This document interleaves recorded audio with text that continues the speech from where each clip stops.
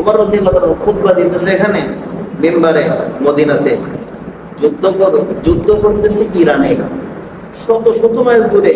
ওমর মিম্বার থেকে বলতেছে, ইয়া সারিয়া আল জাবাল আল জাবাল, এই বাহিনী, এই পাহাড়ে লুকাও, পাহাড় লুকাও।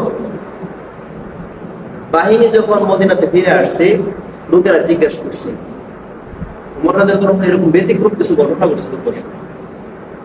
ওই বাহিনী বলতেছে, ওমর রাদিয়াল্লাহু তাআলা কণ্ঠ শুনেই তো আমরা এদিকে পালাইছি, না তো যুদ্ধ কি হয়েছে, পরাজয় হয়ে যেত। যে বলুন দেখি, ওমর রাদিয়াল্লাহু তাআলা মদিনাতে, আর কোথায় ইরান, কোথায় সৌদি, এত শত শত মাইল দূরে কিভাবে খবর পাইব?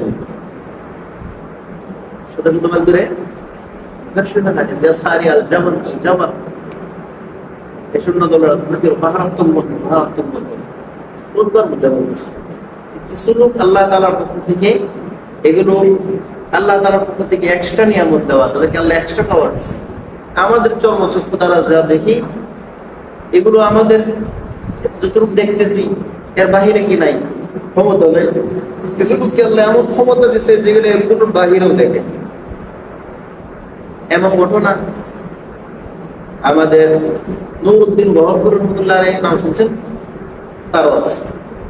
নুরউদ্দিন বহরপুরি সিলেটের বালিয়ার বিশ্ব হুজুরের উস্তাদ, ওনার এই ধরনের ঘটনা আছে। যাই হোক, যেটা বলতেছিল হাফেজ জামিল শহীদ আল্লাহর কাছে দোয়া করতে।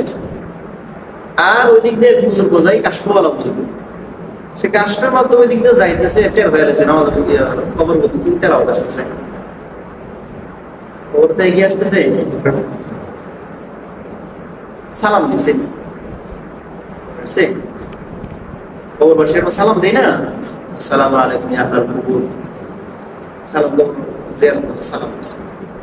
ওই দিক থেকে আওয়াজ আসছে, ওরা আল্লাহ তাআলা অন্তর মধ্যে কাশফের মাধ্যমে জানাচ্ছে, তেলাওয়াত করতেছে। সে কি করতেছে?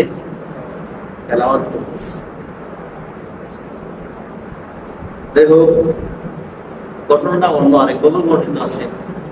এক ব্যক্তি কোরআন শরীফ কবরের মধ্যে তেলাওয়াত করতেছে, আরেক বুজুর্গ দেখে বলছে সুবহানাল্লাহ, বলছে সুবহানাল্লাহ বলছে।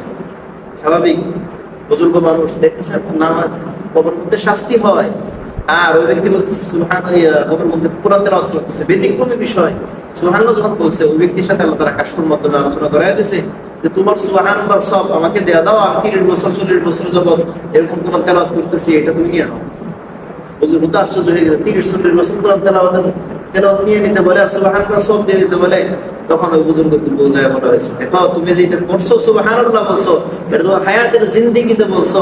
এই সুবহানাল্লাহ দ্বারা আল্লাহ তাআলা আসমান জমিনের মাঝখানে সব দ্বারা পরিপূর্ণ করে দিয়েছে। সুবহানাল্লাহ। এবং এই সুবহানাল্লাহ বলার দ্বারা জান্নাতে একটা গাছ নির্মিত হয়েছে। সুবহানাল্লাহ। এই সুবহানাল্লাহর একটা সওয়াব আছে। এই সুবহানাল্লাহ দ্বারা জান্নাতে একটা উচ্চ মর্যাদা আছে। আর আমি যে কবরের জিন্দেগিতে আল্লাহ তাআলার কাছ থেকে তেলাওয়াত চাই নিছি, এটার দ্বারা আমার কোনো কি হইতেছে না, আলাদা সওয়াব হইতেছে। সওয়াবের জায়গা ছিল দুনিয়া, সওয়াবের জায়গা ছিল হায়াতে জিন্দেগি। আমার হায়াত ফুরায় গেছে, আল্লাহ তাআলা নিয়ে গেছে, এখন কবর জগতে আছি। হাজার ইবাদত করলে ওটার আল্লাহর কাছ থেকে কি পরিণাম ভালো পাওয়া যাবে না, সওয়াবের আশা করা যাবে না। যাই হোক, আল্লাহ তাআলা বরকতময় আমাদেরকে হায়াত দিয়ে সুযোগ করে দিয়ে তাফসীরের মধ্যে বসতে পারছি। আবার বলি আলহামদুলিল্লাহ।